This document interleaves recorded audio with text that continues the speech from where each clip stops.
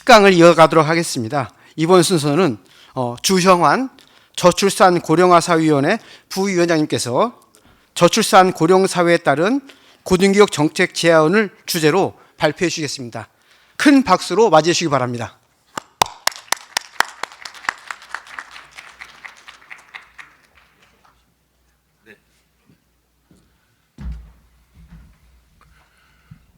쉬지도 않고 바로 연이어 강의를 받으시게 돼가지고 정말 죄송합니다. 방금 전 소개받은 저출산 고령사회위원회 부위원장 주영환입니다. 먼저 이처럼 소중한 자리에 초대해서 우리나라 인구 문제에 대해서 또 그거와 관련해서 대학과는 어떻게 협력을 해야 될지 얘기하실 기회를 주신 우리 박상규 회장님께 정말 감사를 드리고요. 오늘 이 자리에 참석해 주신 그 총장님들께도 새해 복 많이 받으시고 반갑다는 말씀부터 먼저 올리겠습니다. 저는 오늘 우리나라가 직면하고 있는 인구 문제를 크게 3초의 위기 앞에 선 대한민국이다, 이런 말로부터 시작을 하겠습니다. 그런 다음에 많은 분들이 관심을 갖고 계신 그 저출생 문제에 대해서 정부는 어떻게 보고 있고 또 이 문제를 어떻게 해결해 나가려고 하는지에 대해서 말씀을 올리고요.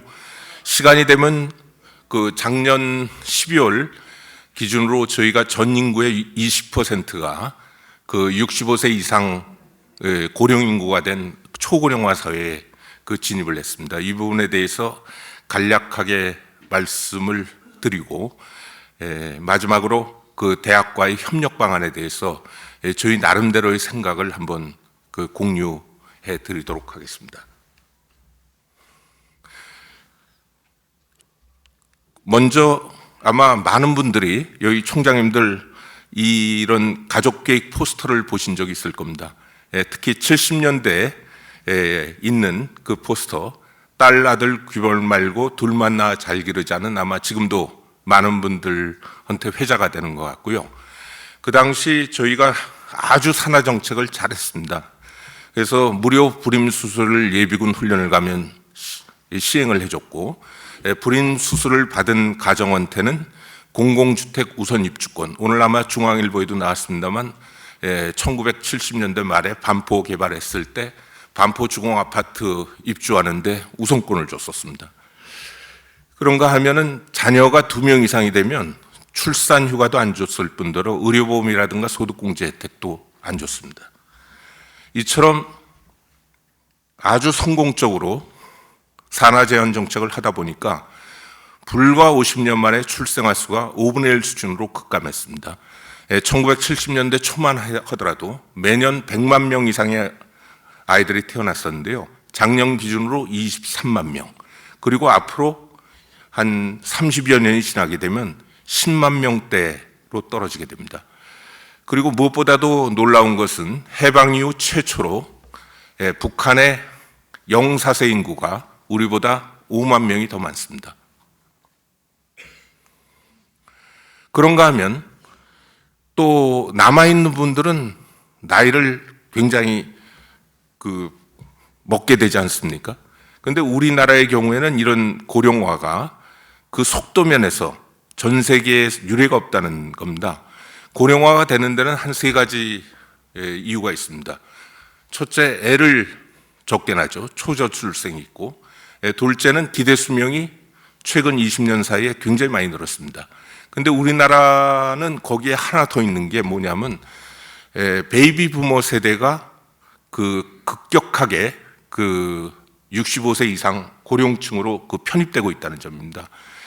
다른 나라와 달리 우리나라의 베이비 붐 세대는 일본 같으면 한 5년, 유럽이라든가 미국 같으면 2차 대전 이후에 한 10년 정도밖에 안 됐습니다만 우리는 거의 20년에 걸쳐 가지고 55년생서부터 74년생까지가 매년 90에서 100만 명씩 났습니다. 이 인구들이 급격하게 지금 65세 이상 고령 인구로 들어가면서 그 속도가 굉장히 빠른 속도로 이루어지고 있다는 점입니다. 일례를 들면 과거 65세 이상 인구가 매년 증가하는 추이가 한 0.5%포인트 정도씩 늘었습니다. 전 인구에. 그런데 올해부터 2039년까지 아마 매년 1% 가까이 이렇게 늘어나게 됩니다.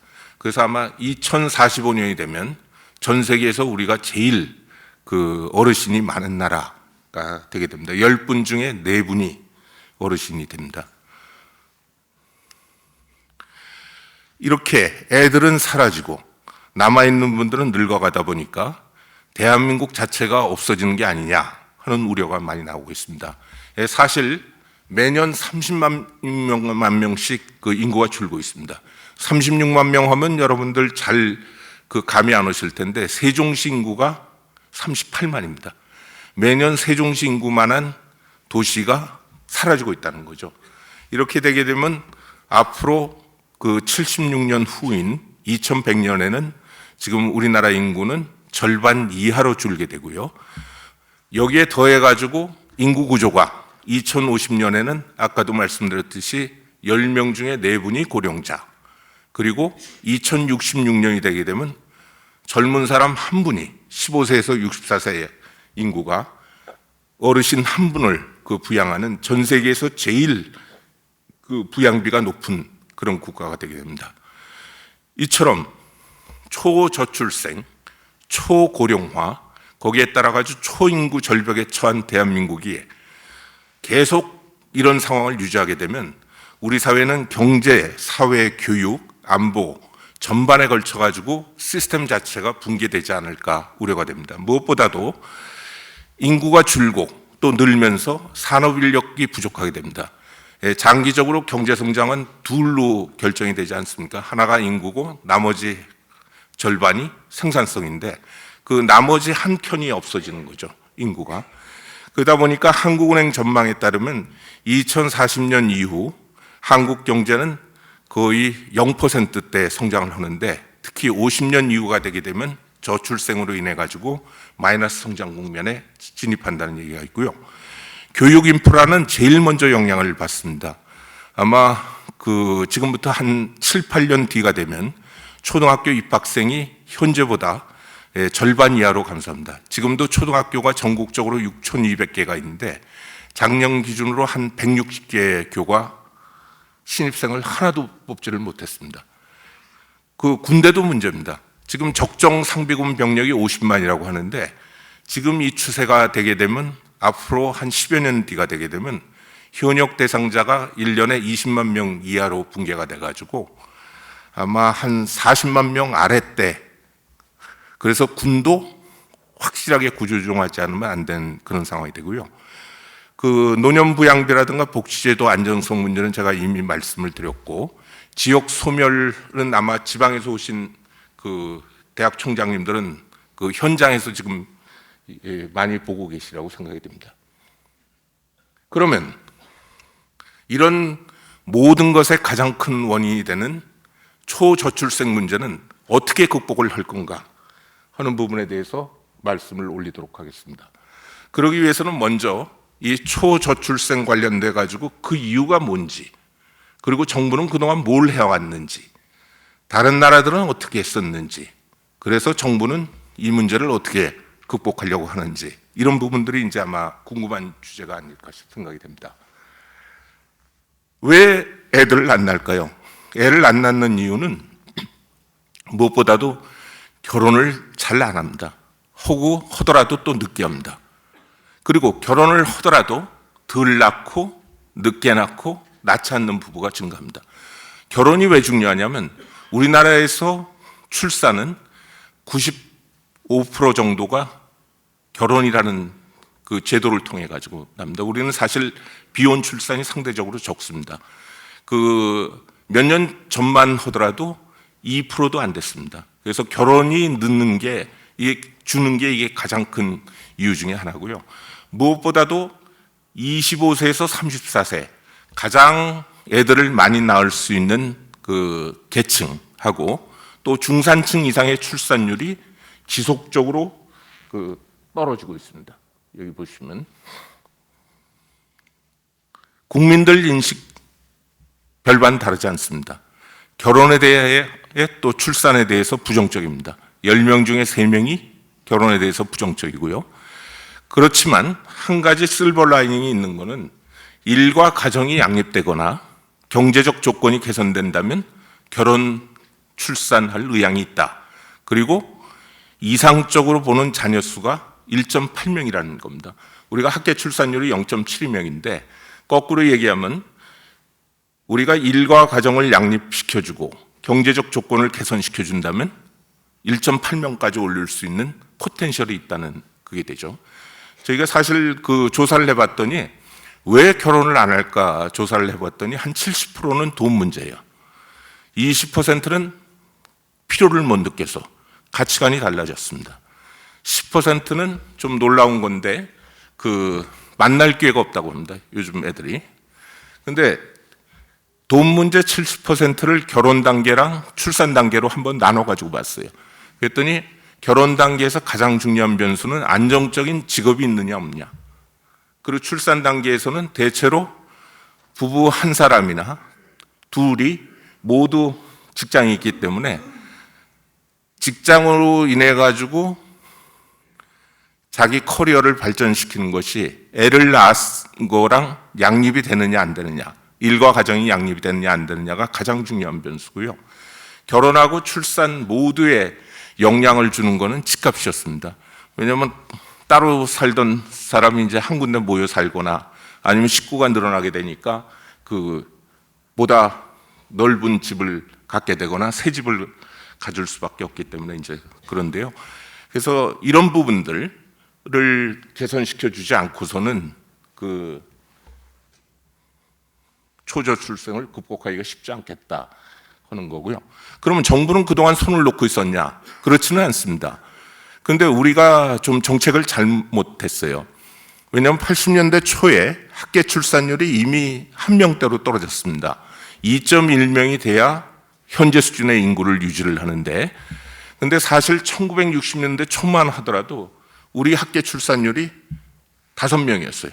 그게 80년대 초에 한 명대로 떨어지게 되는데, 이것은 영국이 산업혁명 이후인 1800년서부터 1920년까지 120년 걸렸었고요. 우리보다 빠른 대만이 한 27년 걸렸는데 우리는 불과 20년 만에 아까 말씀드린 굉장히 강력한 산하 제한 정책을 통해 가지고 학계 출산율을 5명대에서 1명대로 떨어뜨렸습니다. 근데 그러면 그 다음에 브레이크를 걸어야 되는데 우리가 96년에 돼서야 산하 제한을 공식적으로 폐지를 했고, 그러고도 한 10년이 지나서야 비로소 정책 전환을 했습니다. 한 20년 실기를 냈습니다. 그리고 정책을 바꾼 다음에서도 좀 잘못했어요. 저희가 보니까 저출생에 직접적으로 영향을 주는 가장 큰 변수가 아까 일과 가정의 양립인데, 이런 부분에 대한 지원이 여기서 보시다시피 상대적으로 굉장히 좀 미미했습니다. 실제 매년 50조씩 쓴다고 그러는데 저희가 한번 KDI랑 같이 조사를 해봤더니 직접적으로 그 저출생에 쓰는 돈은 그 절반이고, 그 절반 중에서도 불과 2조 원, 10% 내외만 일과 가정 양립에 썼고, 그런 다음에 저출생의 근본적인 문제는 사실은 일자리라든가 수도권 집중이라든가 이런 문제인데, 이런 부분에 대해서 저희가 별로 신경을 못 썼던 것 같습니다.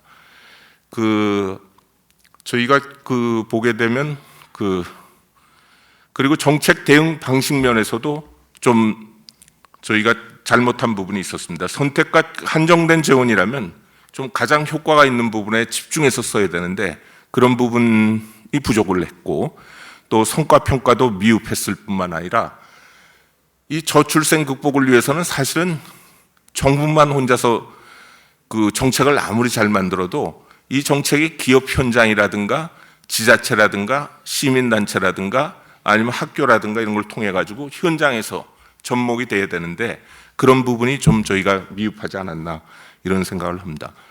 그러면 성공한 다른 나라들은 어떻게 했을까? 3가지를 했습니다. 첫째는 확실하게 일과 가정을 양립시켜줬고요. 두 번째는 돌봄을 개인한테만 맡기지 않고 사회적 돌봄 체계를 구축을 했고, 마지막으로 공동체의 가치라든가 가족의 소중함 같은 걸 강조하면서 가족 친화적인 사회 기업 문화가 정착됐었다는 점입니다. 그래서 저희가 앞으로 대응은 이런 생각을 갖고 오고 있습니다. 어떤 형태로건 급전직하로 추락하고 있는 세계 꼴찌인 학계 출산율을 반전은 시켜야 되겠다. 근데 이게 쉽지는 않아요. 그래서 2030년까지 최소한 한 명대로는 회복을 시켜야 되겠다, 이런 생각을 했고요. 이걸 하기 위해서는 두 축이 필요하다.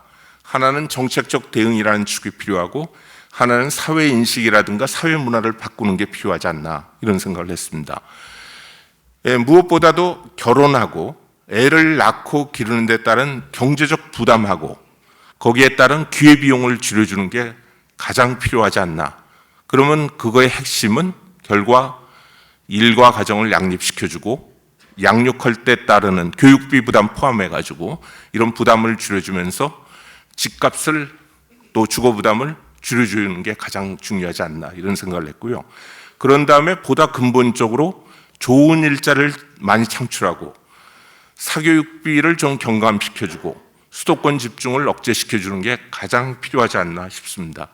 사실 저출생 문제의 가장 핵심은 좋은 일자리가 부족하고 그나마 그것이 수도권에 몰려 있다는 데 있다고 봅니다. 좋은 일자리에 들어가려고 하다 보니까 좋은 학교를 나올 수밖에 없고, 근데 해픈투비 좋은 학교도 대부분 수도권에 집중해 있습니다. 그러다 보니까 전 인구의 절반 이상이 수도권에 몰리게 되고, 그 절반 이상이 몰리다 보니까 전국토의 12%밖에 안 되는 수도권에 전 국민의 절반이 몰려 살다 보니까 집값이 오르고, 또 수도권에 사시는 분들은 물리적으로나 정신적으로나 경쟁 압박을 많이 느끼게 되는 부분, 이 부분이 가장 큰 문제인데, 근데 사실 좋은 일자리는 대한민국 정부, 기업이 다 노력을 해도 하루아침에 이게 만들 수는 없지 않습니까? 그래서 이런 구조적인 문제는 꾸준하게 이렇게 범정부적으로 같이 만들면서 가장 현실적으로 가까이에서 느끼는 애로인 일과 가정을 양립시켜주고 양육 부담을 완화시켜주고 주거 안정을 시켜주는 게 가장 필요하지 않겠나 싶고요. 그런데 이것만 가지고는 안 됩니다. 왜냐하면 우리 사회가 이렇게 일과 가정이 양립이 잘 돼 있고 양육 부담도 적고 주거비도 안정돼 있는 유럽 국가들을 보시면, 저도 유럽 장관들을 이제 많이 만나는데 만나가지고 보면 거기도 다 출산율이 떨어지고 있어요. 왜 그럴까? 그것은 이런 질문에 우리 사회가 답을 해줘야 된다고 봅니다. Why do I have a baby? 내가 왜 애를 가져야 되지? 하는 문제에 baby can be a blessing. 베이비가 애가 축복이 될 수 있다라는 이런 생각이 있어야 된다고 봅니다. 제가 저출산 부위원장을 맡으면서 이제 제일 먼저 만나뵀던 분들이 종교계 어른들입니다. 조계종의 총무원장님, 그 다음에 천주교의 대주교님 해가지고 이렇게 쭉 뵀었는데, 그분들이 이제 일관되게 강조하셨던 것 중에 하나가 이런 거였습니다. 그동안 우리 사회가 급속하게 경제 사회 발전 과정을 거치면서 알게 모르게 생명의 가치, 가족의 소중함, 공동체의 지속 가능성에 대해서 상대적으로 소홀하게 되어 왔다. 그런 것들이 애를 낳고 기르는 경제적 부담하고 기회비용이 늘어나는 것과 맞물리면서 젊은 세대들이 결혼과 출산에 대해서 기피를 하거나 또 주저하게 된 게 아니냐, 이런 말씀들을 많이 하셨는데 상당히 맞는 말씀이라고 생각이 됩니다. 그래서 저희는 사회 인식을, 특히 젊은 층의 결혼과 출산에 대한 인식을 여하하게 변화시키지 않는 한은 아무리 애를 낳고 기르는 부담과 기회비용을 줄여준다 한들 애를 다시 이렇게 조금 적정하게 낳게 하는 것은 쉽지 않겠다 하는 생각을 해서 이 두 가지 측면에 놓고 범국가적으로 총력 대응을 하려고 하고 있습니다. 그래서 제가 대책 하나하나는 자세히 말씀 안 드리고 이런 로직을 말씀드리는 게 훨씬 더 낫다고 생각은 되는데요. 몇 가지 중요한 그 대책의 포인트만 말씀드리면, 일과 가정 양립은 사실 필요할 때 소득 걱정 없이 충분하게 육아 시간이 확보되게 좀 해줘야 되겠다. 그리고 엄마는 물론이고 아빠도 눈치 보지 않고 육아휴직이라든가 출산휴가 같은 걸 사용할 수 있게 해줘야 되겠다. 그리고 우리 사회가 육아 친화적인 사회로 좀 바꿔야 되겠다. 이런 생각을 하고 있습니다. 그래서 필요할 때 유연하게 사용할 수 있도록 하기 위해서 올해부터 연일에 2주 단위로, 1주 단위로 최대 2주씩 사용할 수 있는 단기 육아휴직 제도를 저희가 좀 도입을 했고요. 육아휴직도 분할해서 사용할 수 있는 횟수 같은 것도 늘렸고, 소득 걱정 없이 누구나 사용할 수 있도록 육아휴직을 했을 때 그 급여 같은 걸 저희가 그 한 110만 원 정도 받았었는데요. 그걸 2배 이상 250만 원까지 좀 늘렸습니다. 근데 이것만 가지고는 안 돼요. 일가 가정 양립하면서 저희가 제일 고민했던 건 딱 두 가지입니다. 어떻게 하면 눈치 보지 않고 사용할 수 있게 할까? 두 번째는 그 중소기업 같으면 육아휴직이라든가 출산휴가 같은 걸 하게 되면 대체 인력 때문에 추가로 비용이 돈이 들어가는데 이 부분을 어떻게 좀 보상을 해줄까 하는 부분인데, 일단 눈치 보지 않고 마음 편하게 사용할 수 있도록 하기 위해서 저희가 출산휴가랑 육아휴직을 통합해서 신청하도록 했습니다. 사실 출산휴가는 법적으로 반드시 줘야 되지 않습니까? 그래서 같이 이렇게 하게 되면 그 고용주가 그 명시적으로 그 못 준다 하지 않는 한은 그 반드시 주도록 했고요. 그리고 그 육아기에 육아휴직을 한다든가 근로시간을 좀 단축하게 되면 동료 눈치를 보게 돼서 그 동료한테도 좀 보상을 해줘야 되겠다 해서 동료 업무 지원금 같은 걸 저희가 신설을 했고, 그 다음에 아빠도 출산 휴가를 같이 갖는 게 이게 굉장히 중요합니다. 저희가 이거 그 대책을 할 때 작년에 그 부용그룹의 이중근 회장님께서 그 애를 낳으면 그 1억씩 준다 했습니다. 그러니까 저희 정부한테도 저한테도 굉장히 프레셔가 많이 왔습니다. 왜 정부는 1억씩 못 주냐? 예? 한꺼번에 그렇게 주는 게 낫지 않냐? 그런데 사실 1억씩 23만 명을 주게 되면 23조예요. 1년에. 근데 아까 1년에 정부가 저출생에 쓰는 돈이 23조라고 말씀드리지 않았습니까? 그래서 재정적으로도 부담이 있는데, 근데 실제 만나가지고 한번 물어봤어요. 전문가들한테도 물어보고, 그, 많은 여성분들한테 물어봤는데, 그 대답이 1억이 아니라 10억을 주더라도 지금 같은 상황에서는 애를 안 낳겠다는 거였습니다. 그건 뭐냐면, 첫째는 애를 낳아가지고 내가 경력을 포기해야 된다. 경력을 단절해야 된다. 이건 난 못하겠다. 그 다음에 두 번째는 애를 낳아가지고 내가 독박 육아를 해야 되는 거. 이건 못하겠다. 맞돌봄이면 모르겠는데. 근데 맞돌봄을 해줄 수 있는 가장 좋은 방법 중에 하나는 그 애를 낳고 산후조리원에 그 산모가 있다가 같이 집에 왔을 때 남편이 그 같이 그 출산 휴가를 해주는 겁니다. 그런 경우에는 대체로 그 맞돌봄을 할 확률이 높고, 또 나아가서는 가사 분담도 그 나눠서 이렇게 할 확률이 높다고 그럽니다. 그래서 저희가 그 아빠 출산 휴가를 워킹데이 기준으로 10일에서 20일로 그 대폭 늘렸고요. 또 중소기업이 부담이 되기 때문에 대체 인력을 고용하게 되면 대체 인력 지원금 같은 걸 저희가 줬고, 또 가족 친화적인 이런 그 일가정 양립이 잘 되게끔 해주는 기업한테는 저희가 가족 친화 인증 기업 제도를 만들어서 그걸 통해 가지고 세제 지원 등 여러 가지 혜택을 주고 있는데, 사실 그 대학과 대학병원에서도 한 28개 기관이 가족 친화 인증 기업으로 그 인증을 받았었습니다.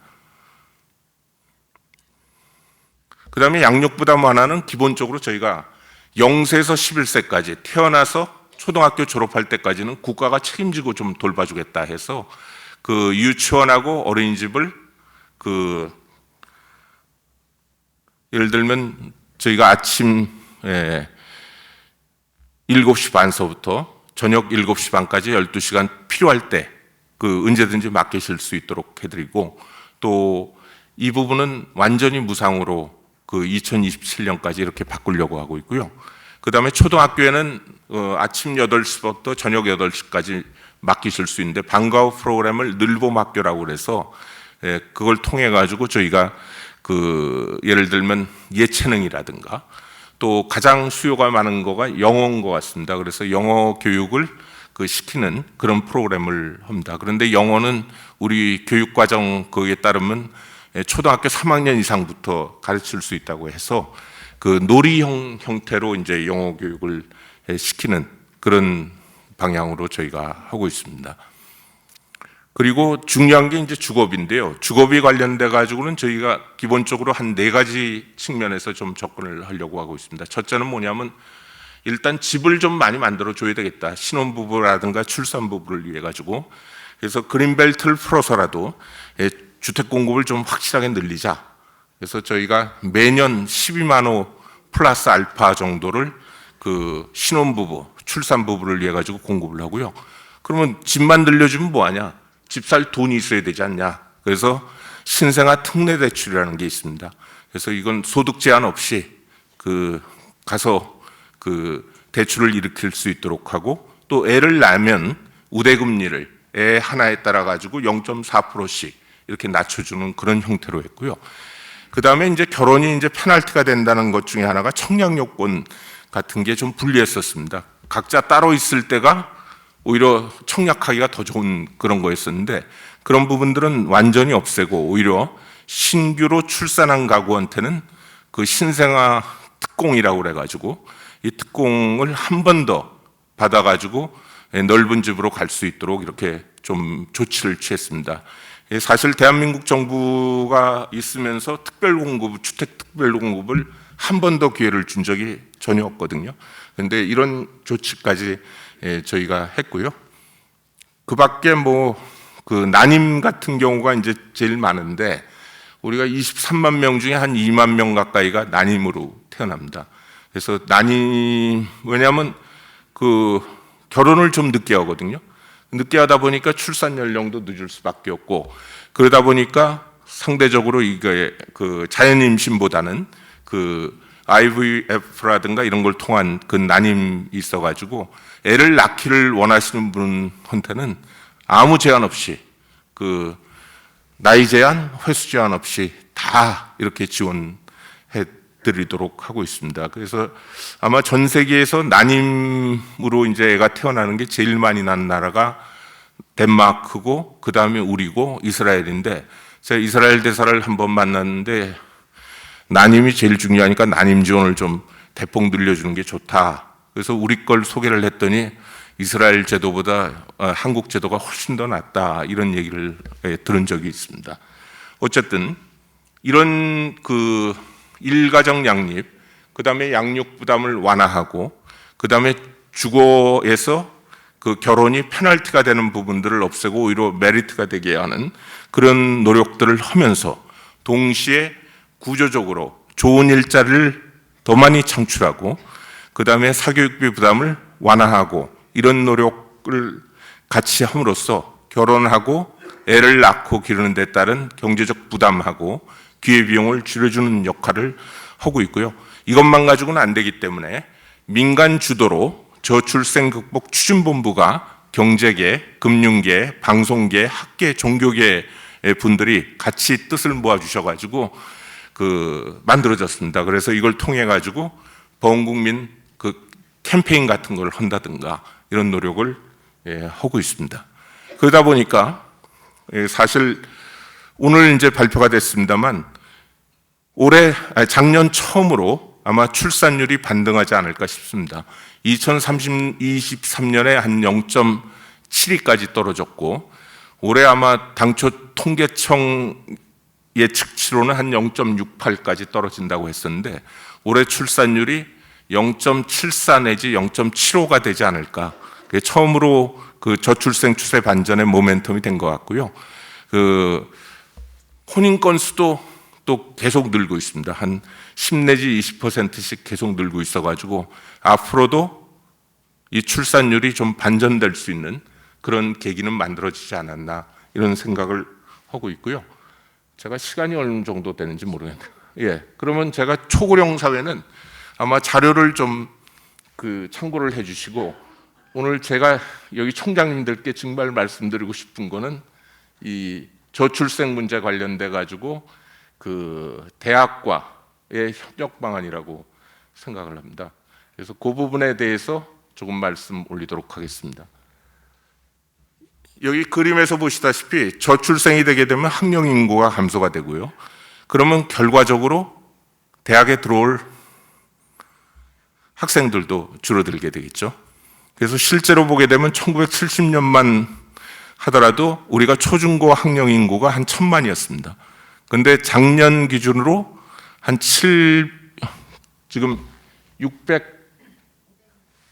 525만, 절반 정도로 줄었고요. 앞으로 한 25년 뒤가 되면 한 370만으로 줄게 됩니다. 결과적으로 이제 학생이 계속 줄게 되는 게 되겠죠. 그래서 실제 아마 입학 정원이 한 45만 내외일 텐데, 여기 계시는 총장님들 많이 아시겠지만 학령 인구가 여기 주황색으로 되어 있습니다만 좀 이렇게 들쭉날쭉하지만 입학 정원보다 적은 데다가 실제 입학 인원은 작년 기준으로 하게 되면 37만 3천밖에 안 됩니다. 그러다 보니까 수도권, 비수도권의 전문대학 같은 경우는 신입생 충원율이 아마 80%대 걸로 알고 있습니다.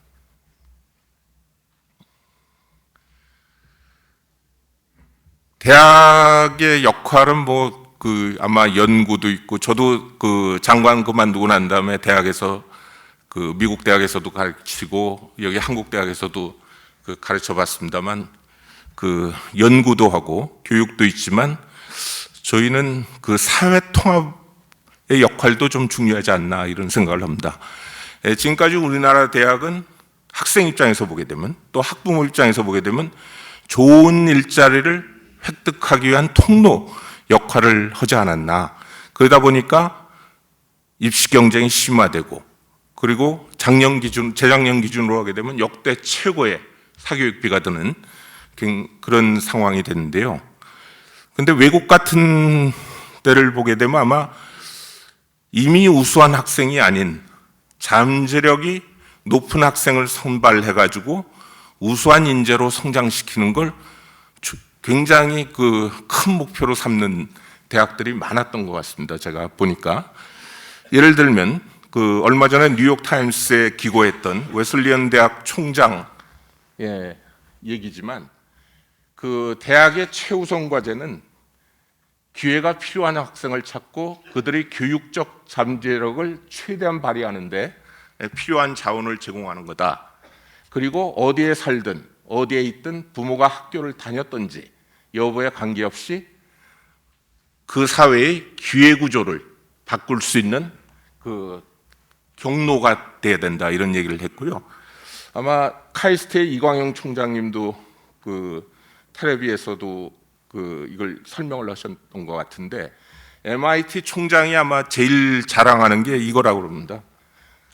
자기네 학교는 다른 아이빌리그 학교와 달리 저소득층이나 중산층 학생들을 뽑아서 최상위권의 수입을 올리는 학생으로 바꾸는데 가장 잘하는 학교다. 다시 말해가지고 계층 이동의 사다리 역할을 해주는 학교다. 여기 보시면 가계 연간 소득이 다 낮지만 MIT만큼은 10년만 지나면 가계 소득에 상관없이 제일 졸업생이 연간 소득이 제일 높은 학교, 그걸 가장 자랑하신다고 그래요. 그래서 한번 MIT 총장이 서울에 왔을 때 이광영 총장님 뵙고 이걸 굉장히 자랑하시더라 하시는 얘기를 제가 들은 적이 있습니다.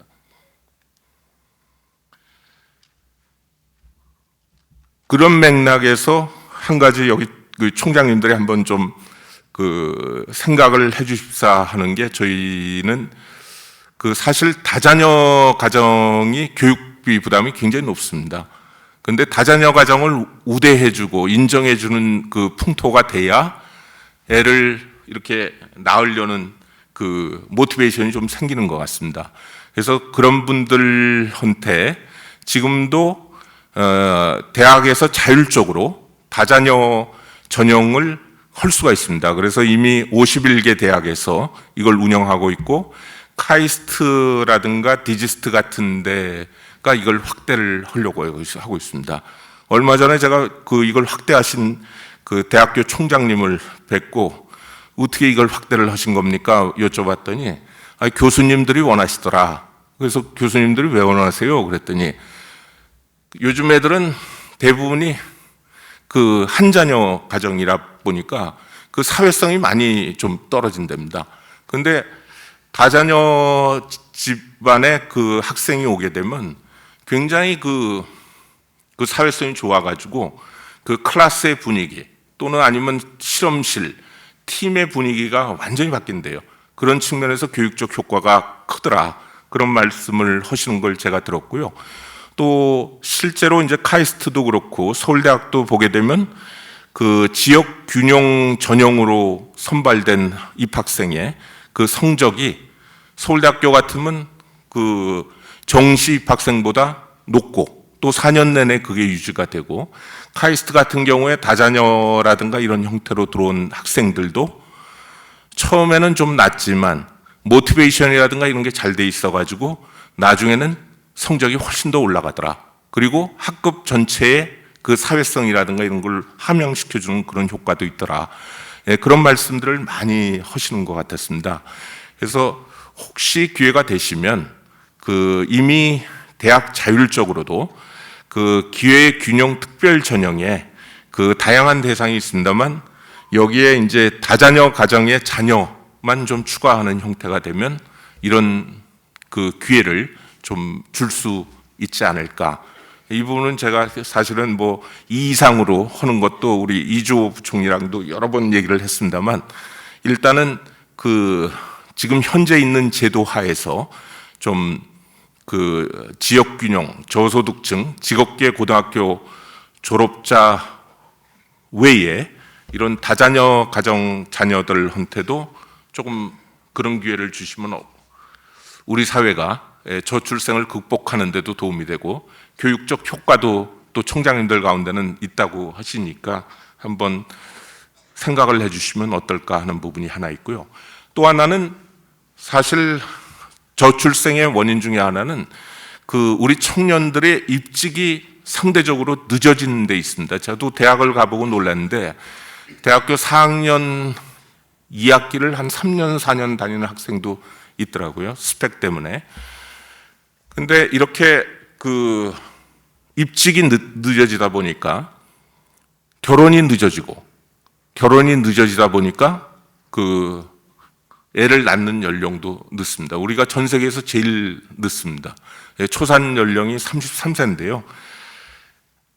이렇게 되다 보면 이제 33세 전후가 되다 보면 직장 가서 자기가 첫 번째로 승진을 하느냐 안 하느냐 이런 모멘텀이 되니까 더 애를 낳기가 쉽지 않은 부분이 있는 것 같아요. 일가 가정 양립이 잘 안 되는 부분이 있어가지고, 그래서 저희도 지금 고민하는 것 중에 하나는 청년들의 그 사회 진출을 어떻게 하면 좀 빨리 이렇게 할 수 있는 방법이 없을까, 이런 부분들을 이제 하는데, 그렇게 하려면 저희가 기업들 얘기도 이제 들어보면 그 대학 졸업한 인력이 그 기업들이 그 고용할 수 있을 정도의 그 역량을 같이 주는 게 좀 필요하지 않나, 이런 얘기들도 많이 하는 것 같습니다.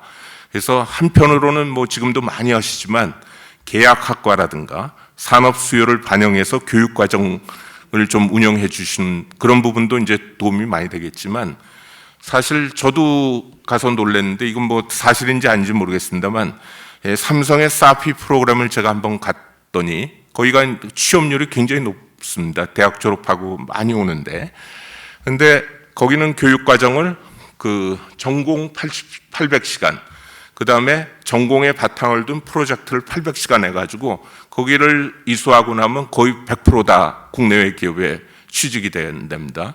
그러다 보니까 국내 유수 대학 학생들이 거기 들어가려고 사교육을 또 한다는 얘기를 들었는데, 근데 우리 많은 대학에서 지금 전공과정 수업의 시수가 800시간이 안 된답니다. 그래서 이 최소한 전공과정 시수라도 좀 이렇게 맞춰주시면 그 학생들이 그 불필요하게 스펙 쌓지 않고 이제 갈 수 있는 부분도 있지 않을까. 물론 저희가 기업들한테도 요청을 합니다. 최근 들어가지고 이제 공채가 많이 없어졌는데 저희 학교 다닐 때만 하더라도 대학 4학년 되면 다 공채해가지고 그 들어가지 않았습니까? 그래서 요즘은 그때그때 필요한 인력을 뽑는다고 하는데 그렇게도 뽑지만 그 공통적으로 그 그룹 내에서 이렇게 필요로 한 사람들을 같이 이렇게 뽑는 공채도 좀 같이 해달라고 저희가 경제단체를 통해서나 기업에도 요청을 하고 있습니다.